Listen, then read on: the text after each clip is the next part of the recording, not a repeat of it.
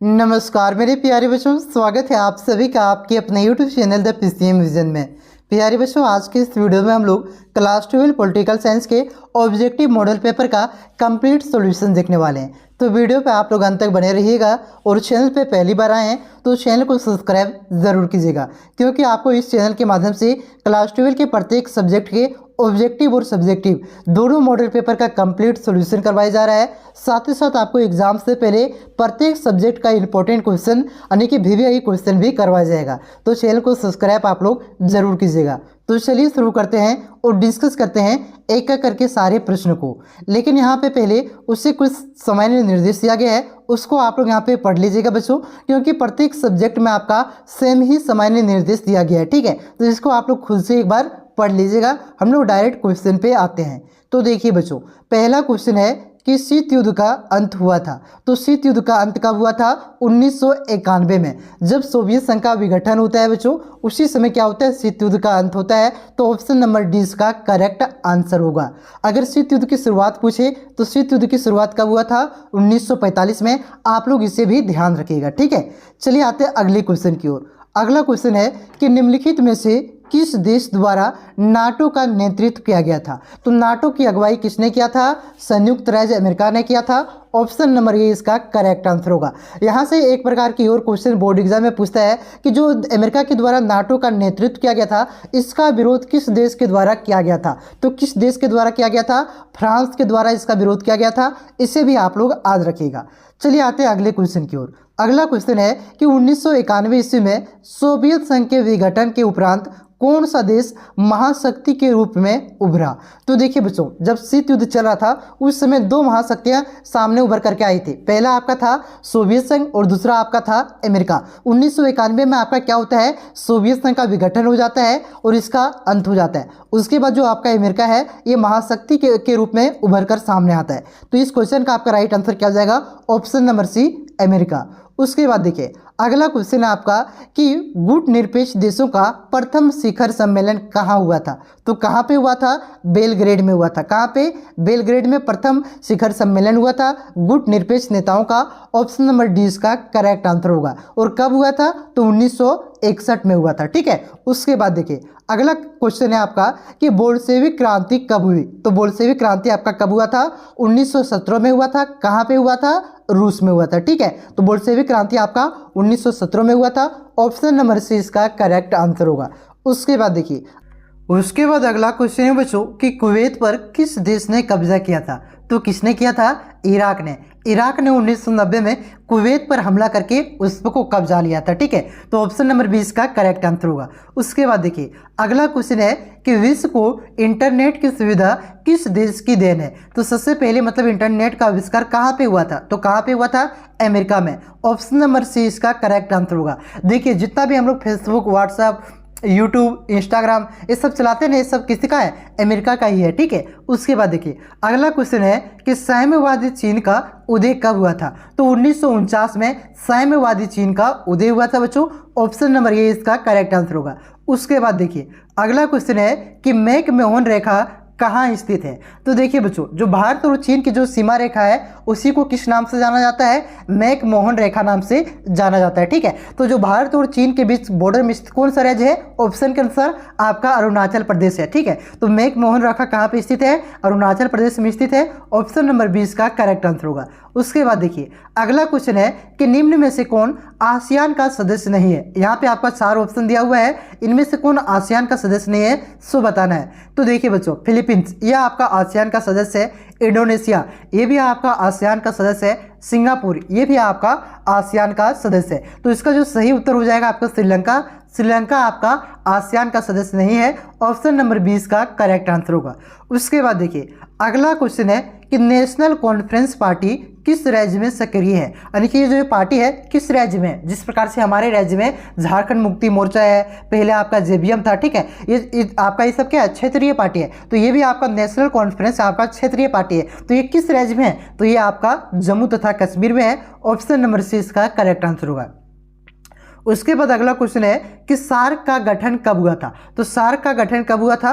1985 में सार्क का गठन हुआ था बच्चों। और कहाँ पे हुआ था? तो याद रखिएगा ढाका में इसका गठन हुआ था। ठीक है, 1985 में ढाका में सार्क का गठन हुआ था। देखिए इससे रिलेटेड 2 क्वेश्चन और बोर्ड एग्जाम में पूछे जाते हैं कि सार्क में भी वर्तमान में कितने मेंबर हैं, यानी कि कितने सदस्य हैं, तो 8 सदस्य हैं। और इसका मुख्यालय कहाँ है, तो काठमांडू इसका मुख्यालय है बच्चों।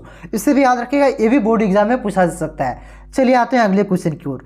अगला क्वेश्चन है कि निम्न में से कौन सुरक्षा परिषद का अस्थायी सदस्य नहीं है, यानी कि इनमें से किसके पास वीटो पावर नहीं है। जो यूएनओ का यानी कि जो आपका जो यूएनओ यानी कि संयुक्त राष्ट्र संघ का जो सुरक्षा परिषद है बच्चों, उसका जो अस्थायी सदस्य है उसके पास क्या दिया गया है, उसको वीटो पावर दिया गया है। ठीक है, तो यहाँ पे जो आपका अस्थायी सदस्य है उसको देखना है। तो देखिए फ्रांस, इसके पास भी वीटो है और ये भी आपका अस्थायी सदस्य है। ब्रिटेन, इसके पास भी वीटो है और ये भी आपका अस्थायी सदस्य है। चीन के पास भी वीटो है और ये भी आपका अस्थायी सदस्य है। जो इटली है बच्चों, ये आपका अस्थायी सदस्य नहीं है और इसके पास वीटो नहीं है। ठीक है, तो ऑप्शन नंबर डी इसका करेक्ट आंसर होगा। देखिए कितने अस्थायी सदस्य, 5। तो उसका नाम आप लोग किस प्रकार से याद रखिएगा, आप लोग याद रखिएगा। ठीक है, रूस का फेस, रूस का फेस, यहाँ पे मैं लिख देता हूँ FAC, ये आप लोग याद रखिएगा। इससे आपको याद रहेगा कि ये 5 सदस्य कौन कौन से हैं जो अस्थायी सदस्य हैं संयुक्त राष्ट्र संघ का। ठीक है, रूस से आपका रूस हो गया। ठीक है, का को आपको साइलेंट कर देना है। F से आपका फ्रांस हो गया, A से आपका अमेरिका हो गया, C से आपका चाइना हो गया, E से आपका इंग्लैंड हो गया, जिसको हम लोग ब्रिटेन भी कहते हैं। ठीक है, तो ये आप लोग एक ट्रिक आप लोग याद रखिएगा, रूस का फेस। इससे आपको आ जाएगा कि संयुक्त राष्ट्र संघ का सुरक्षा परिषद के कौन 5 अस्थायी सदस्य हैं। ठीक है, और अस्थायी सदस्यों की संख्या कितनी है, तो 10। ठीक है, इसे भी आप लोग याद रखिएगा। क्लियर है, तो जो आपका इटली है ये आपका अस्थायी सदस्य नहीं है। ऑप्शन नंबर डी इसका सही आंसर होगा। उसके बाद देखिए अगला क्वेश्चन है आपका कि संयुक्त राष्ट्र संघ की स्थापना कब की गई, तो कब किया गया था, 24 अक्टूबर 1945 को। 24 अक्टूबर 1945 को संयुक्त राष्ट्र संघ यानी कि यूएनओ की स्थापना किया गया था बच्चों। और भारत इसका सदस्य कब बना था, तो 1945 को, 30 अक्टूबर 1945 को भारत इसका सदस्य बना था। ये भी याद रखिएगा। ठीक है, तो इस क्वेश्चन का जो राइट आंसर हो जाएगा ऑप्शन नंबर ए इसका राइट आंसर होगा। देखिए मैं प्रत्येक क्वेश्चन में कुछ ना कुछ उससे रिलेटेड पॉइंट बता रहा हूं जो कि बोर्ड एग्जाम में पूछा जा सकता है, ताकि आपका रिविजन हो जाए। अगर आप नहीं जानते तो इसको नोट डाउन कीजिए, क्योंकि ये क्वेश्चन बार बार बोर्ड एग्जाम में पूछा जाता है और ये सब क्वेश्चन बोर्ड एग्जाम में बार बार आता है। ठीक है, और इस बार भी पूछे जाने की संभावना है, इसलिए मैं बार बार बताते चल रहा हूं। चलिए आते हैं अगले क्वेश्चन की ओर। अगला क्वेश्चन आपका है कि वैश्विक ताप विरोधी की सुरक्षा का मामला है, तो किस सुरक्षा का मामला है बच्चों, ये आपका सामूहिक सुरक्षा का मामला है। ऑप्शन नंबर ये इसका करेक्ट आंसर होगा।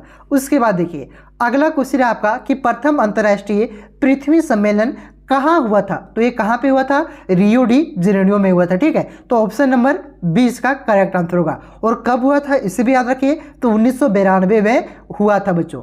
उसके बाद अगला क्वेश्चन है बच्चों कि बच्चों के अधिकार के लिए कौन सा अंतर्राष्ट्रीय संगठन है, यानी कि बच्चों के अधिकार का हनन ना हो इसको देखने के लिए कौन सा अंतर्राष्ट्रीय संगठन बनाया गया है, तो यूनिसेफ। यूनिसेफ का क्या काम है बच्चों कि कहीं बच्चे को तो सताया तो नहीं जा रहा है, बच्चे से बाल मजदूरी तो नहीं करवाई जा रही है, और तो बच्चे की तस्करी तो नहीं की जा रही है। ये सब देखना किसका काम है, यूनिसेफ का काम है। ठीक है, तो ऑप्शन नंबर सी इसका करेक्ट आंसर होगा।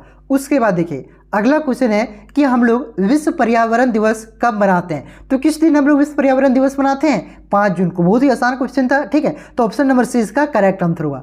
उसके बाद देखिए अगला क्वेश्चन है कि भारत में नई आर्थिक नीति की शुरुआत किस प्रधानमंत्री ने की थी, तो नई आर्थिक नीति की शुरुआत किस प्रधानमंत्री ने किया था, तो नरसिम्हा राव ने किया था। ऑप्शन नंबर बी इसका करेक्ट आंसर होगा। और कब किया था, तो 1991 में किया था। मतलब हमारी जो अर्थव्यवस्था थी उसे खोल दिया था। 1991 से पहले क्या था कि यहाँ पे दूसरे देश की कंपनी आकर के यहाँ पे फैक्ट्री नहीं लगा सकती है, अपने माल को नहीं बेच सकती है। अगर माल बेचेगी यहाँ ला करके तो उससे ज़्यादा टैक्स देना पड़ेगा। ठीक है, बाद में क्या हुआ, कम टैक्स कर दिया गया। यहाँ पे हमारी जो अर्थव्यवस्था थी दूसरे देशों की कंपनियों के लिए खोल दिया गया, वे भी यहाँ आकर के क्या कर सकते थे, फैक्ट्रियों को लगा सकते थे। ठीक है, इससे क्या कहा जाता है, एलपीजी कहा जाता है। एलपीजी का मतलब क्या हो, वो घर वाला गैस नहीं हुआ। ठीक है, इसका मतलब क्या हुआ, एल का मतलब हुआ लिबरलाइजेशन, पी का मतलब क्या हुआ, प्राइवेटाइजेशन, और जी का मतलब क्या हुआ, ग्लोबलाइजेशन। इसी को क्या कहते हैं, नई आर्थिक नीति कहा जाता है। ठीक है बच्चों, कब लाया गया था, 1991 में। कौन से प्रधानमंत्री के द्वारा लाया गया था, नरसिम्हा राव के द्वारा लाया गया था। और उस समय वित्त मंत्री कौन था, तो मनमोहन सिंह उस समय वित्त मंत्री था। ठीक है, इसे भी याद रखिएगा।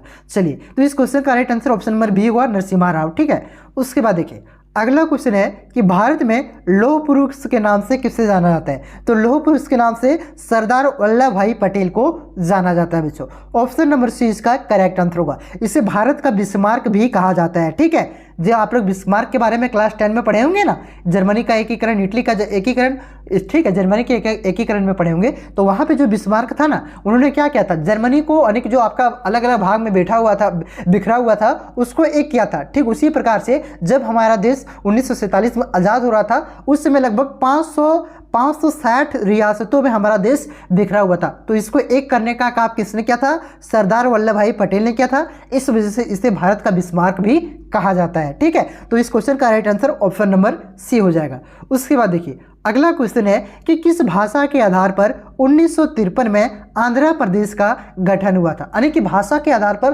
पहला राज्य कौन बना था बच्चों? आंध्र प्रदेश। ठीक है, तो ये कौन सी भाषा के नाम पर गठन हुआ था? तो ये आपका था तेलुगु भाषा। ऑप्शन नंबर ए इसका करेक्ट आंसर होगा। उसके बाद देखिए अगला क्वेश्चन है कि भारत के पहले गृह मंत्री कौन थे? तो भारत का पहला गृह मंत्री कौन था? सरदार पटेल। जो सरदार वल्लभ भाई पटेल है, यही भारत के पहले गृह मंत्री थे और यही आपका भारत का पहला उप प्रधानमंत्री भी था। इसे भी आप लोग याद रखिएगा। तो इस क्वेश्चन का राइट आंसर क्या हो जाएगा? ऑप्शन नंबर सी इसका करेक्ट आंसर होगा। उसके बाद देखिए अगला क्वेश्चन है कि राज्य पुनर्गठन आयोग का गठन कब हुआ था? तो कब हुआ था? 1953 में इसका गठन हुआ था। ऑप्शन नंबर ये इसका करेक्ट आंसर होगा।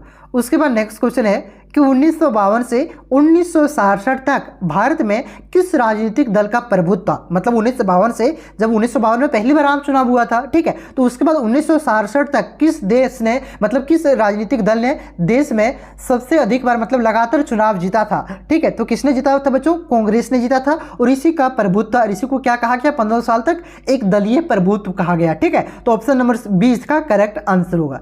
उसके बाद देखिए अगला क्वेश्चन है आपका कि जनता पार्टी की स्थापना कब हुई थी? तो जनता पार्टी की स्थापना कब हुआ था? ये 1947 में हुआ, सॉरी 77 में हुआ। ठीक है, तो 1977 में आपका जनता पार्टी की स्थापना हुई थी। जो आज का भारतीय जनता पार्टी ना, उसी को पहले क्या कहा जाता था? जनता पार्टी कहा जाता था। और इसकी स्थापना कब हुआ था? 1977 में हुआ था। किसने किया था ये भी याद रखिएगा। तो श्यामा प्रसाद मुखर्जी ने किया था। ठीक है, श्यामा प्रसाद मुखर्जी ने ये जनता पार्टी की स्थापना किया था। उसके बाद देखिए अगला क्वेश्चन है कि स्वतंत्र भारत में प्रथम आम चुनाव कब हुआ था? तो कुछ देर पहले आपको मैंने बताया कि 1952 में आपका क्या हुआ था? स्वतंत्र भारत का पहला आम चुनाव हुआ था, यानी कि लोकसभा का चुनाव हुआ था। तो ऑप्शन नंबर 20 का करेक्ट आंसर होगा। उसके बाद देखिए अगला क्वेश्चन है कि भारत में हरित क्रांति का जनक किसे कहा जाता है? देखिए यहाँ पे 3 क्वेश्चन बनता है। क्वेश्चन क्या क्या बनता है कि भारत में हरित क्रांति का जनक किसे कहते हैं, विश्व में हरित क्रांति का जनक किसे कहते हैं, और श्वेत क्रांति का जनक किसे कहा जाता है। 3 क्वेश्चन बनता है और तीनों क्वेश्चन काफी ज्यादा इंपॉर्टेंट, यानी कि VVI है। ये बार बार बोर्ड एग्जाम में पूछा जाता है। ठीक है, 3 में से एक आपके बोर्ड एग्जाम में फिक्स आएगा। तो देखिए भारत में हरित क्रांति का जनक किसे कहा जाता है? तो MS स्वामीनाथन को कहा जाता है। और विश्व में किसे कहा जाता है? तो नॉर्मन बोरलॉग को विश्व में हरित क्रांति का जनक कहा जाता है। ठीक है, अगर पूछे कि श्वेत क्रांति का जनक किसे कहा जाता है, तो वर्गीज कुरियन को श्वेत क्रांति का जनक कहा जाता है। क्लियर है? एक बार वो देखिए, भारत में हरित क्रांति का जनक पूछिए तब क्या हो जाएगा? MS स्वामीनाथन। अगर विश्व में हरित क्रांति का जनक पूछिए तब क्या हो जाएगा? Norman Borlaug. अगर आपको ये श्वेत क्रांति का जनक पूछे तब क्या हो जाएगा? वर्गीज कुरियन हो जाएगा। ठीक है, चलिए आते हैं अगले क्वेश्चन। तो इस क्वेश्चन का राइट आंसर ऑप्शन नंबर ये होगा।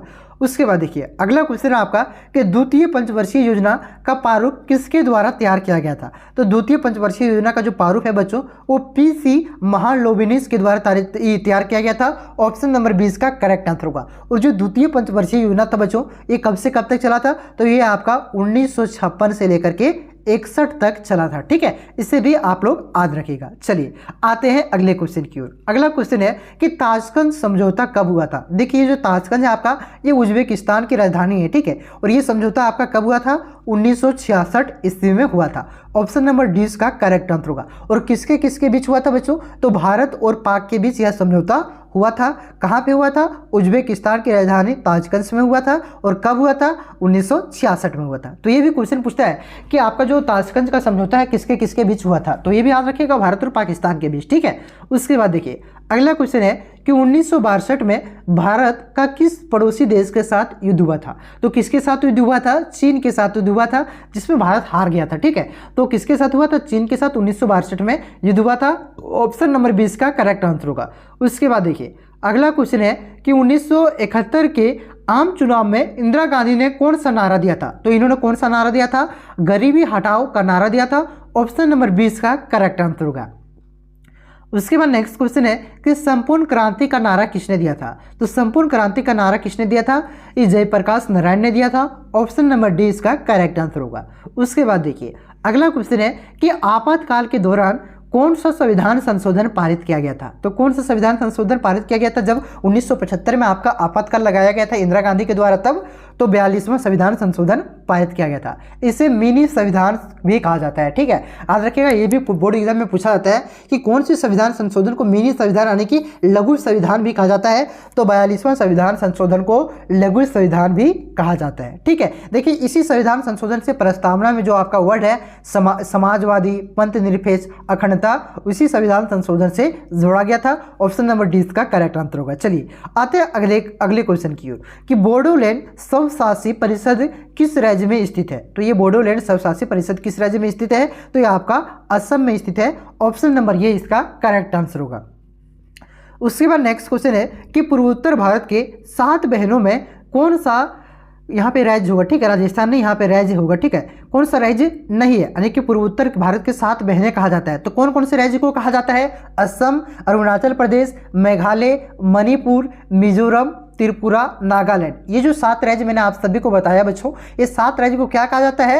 ये पूर्वोत्तर भारत का 7 सिस्टर कहा जाता है। ठीक है, फिर से एक बार सुनिए आप लोग ध्यान से। देखिए अरुणाचल प्रदेश, असम, मणिपुर, मेघालय, मिजोरम, त्रिपुरा, नागालैंड, ये सब आपका जो 7 देश है इसको क्या कहा जाता है? भारत का 7 सिस्टर कहा जाता है। ठीक है, तो यहाँ पे देखिए ये 7 में से आपका कौन सा नाम नहीं है? तो जम्मू कश्मीर आपका जो है पूर्वोत्तर भारत के 7 बहनों वाले राज्य में नहीं आता है। ठीक है, ऑप्शन नंबर ए इसका करेक्ट आंसर होगा। उसके बाद देखिए अगला क्वेश्चन है कि मेघा पाटेकर का नाम किस आंदोलन से जुड़ा हुआ है? तो ये क्वेश्चन शायद आपका हिस्ट्री में भी था क्या? तो पर्यावरण से ये क्वेश्चन है आपका, बहुत ही इंपॉर्टेंट क्वेश्चन है, पॉलिटिकल साइंस में भी पूछा जाता है। और ये आपका ये जो आपका भारतीय पॉलिटिकल साइंस आपको जो पढ़ना है सेकेंड बुक है उसमें से ये क्वेश्चन है। ठीक है, तो ये नर्मदा जो मेघा पाटेकर है आपका नर्मदा बचाओ आंदोलन से जुड़ा हुआ था। क्लियर है? तो ऑप्शन नंबर ए इसका करेक्ट आंसर होगा।